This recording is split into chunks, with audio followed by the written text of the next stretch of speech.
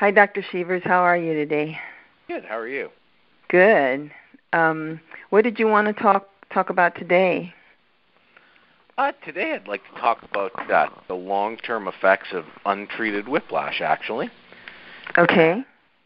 How so many people get in car accidents or slip and fall or, take a headshot playing some kind of sport, and their neck's a little stiff or a little sore, and they go to their GP, and he gives them some ibuprofen and maybe some Flexerol and tells them just to go home and rest and ice it. And, slowly over time, the symptom of pain typically, over 3 or 4 weeks will go away if that's how you treat the condition.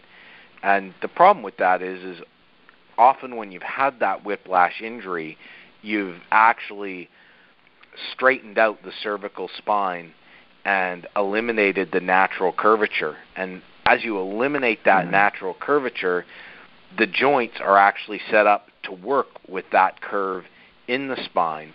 And as they start to work incorrectly, because the spine is straightened, you start to get arthritis.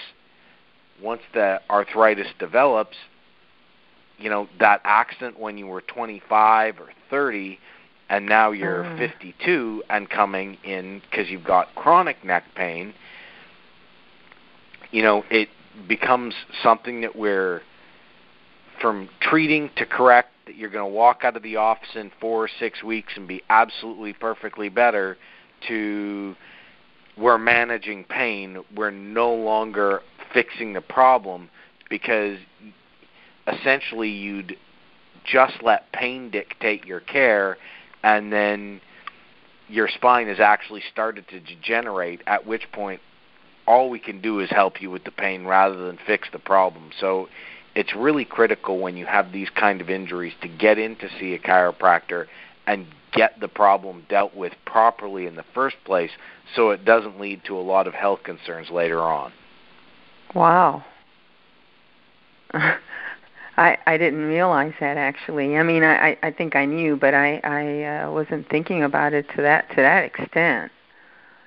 So do you have people come into you now that maybe it's been too long since they had the accident, and then all now the time we have people that come in that are otherwise, they're a 45-year-old man who is still playing tennis 2 or 3 times a week, still going to the gym, and, he can't figure out why his neck's hurting, and he's, gone through the whole thing at work and had his station set up, and, he's kind of eliminated everything and done things right and can't figure out why it's still really bothering him, and he doesn't want to live on, 10 ibuprofens a day.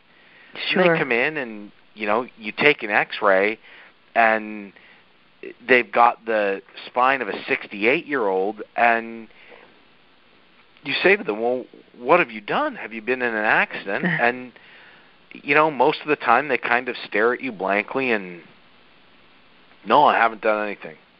Well, and you go, well, this is really typical of, an old injury.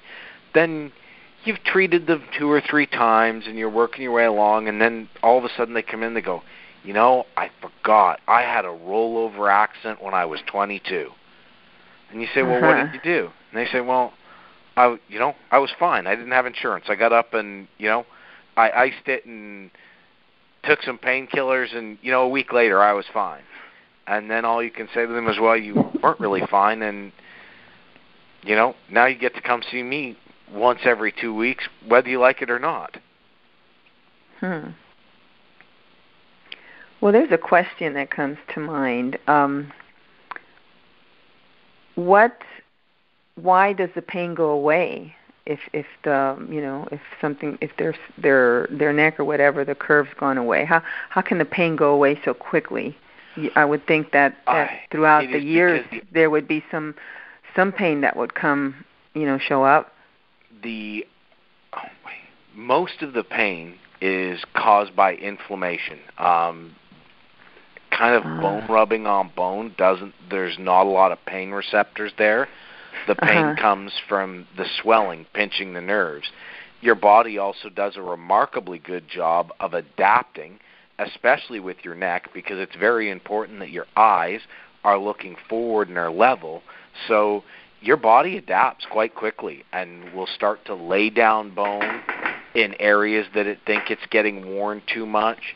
You also, when you're young, have very healthy discs that are filled with fluid that can, that make up a lot of that slack. As you get older, those discs desiccate, and there's absolutely nothing that can be done the discs have no blood supply, so there is no increasing the disc volume as it starts to dry out as you get older, and the problem just starts to compound itself because the body can no longer adapt the way it did when you were 24. Wow. Boy, that is certainly food for thought. Well, for me, I have, for years, if I ever had an accident, I'd go to the chiropractor. But when I was younger, I didn't even know. Well, I knew what a chiropractor was, but I wasn't that familiar. So I'm thinking about some of the accidents that I had before. But yeah, but it's interesting that I'm in really good shape. So I don't know, if I was, I don't know. Maybe I was just fortunate. I know years ago, the last time I had X-rays, that the chiropractor showed me, that he couldn't see any arthritis in my spine, which was, of course, it's been about 15 years ago, and so I'm really thinking about myself now. I suppose that if a person has problems, let's say like this gentleman you were talking to me about, but he's not having any pain or anything, then he's probably okay. I mean, I know you can't commit, but probably, right? I do not. Pain is on most problems like that, pain is the last thing to appear. It is also the first thing to go away.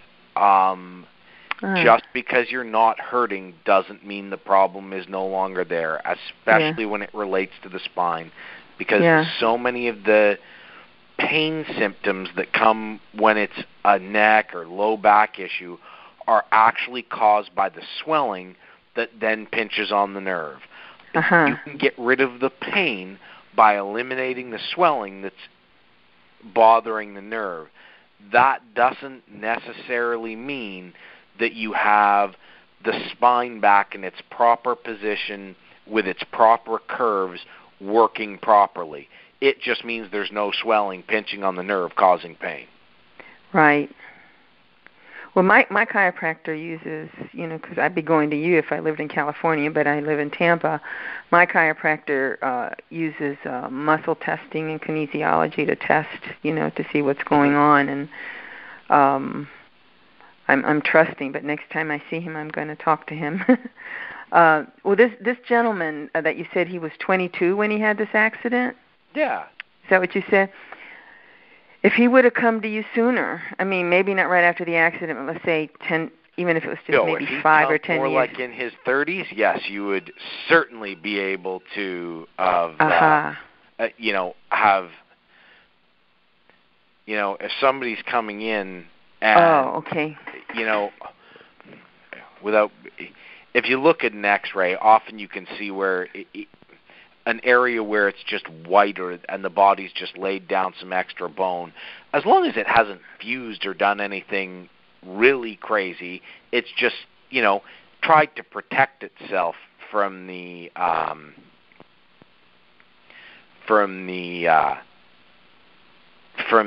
injury. It is very correctable. Now, that does happen as well.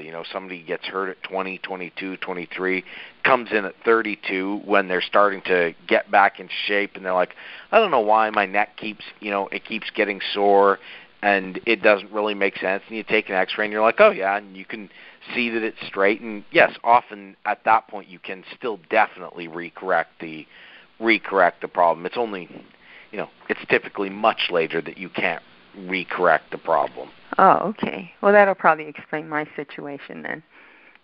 That whatever I had when I had my accidents, that then when I went to the chiropractor, it was soon enough. Because I'm talking a lot of years ago, So good, because you had me worried there. Let's see. So this person that you were telling me about, how's he doing now? How's that going for him?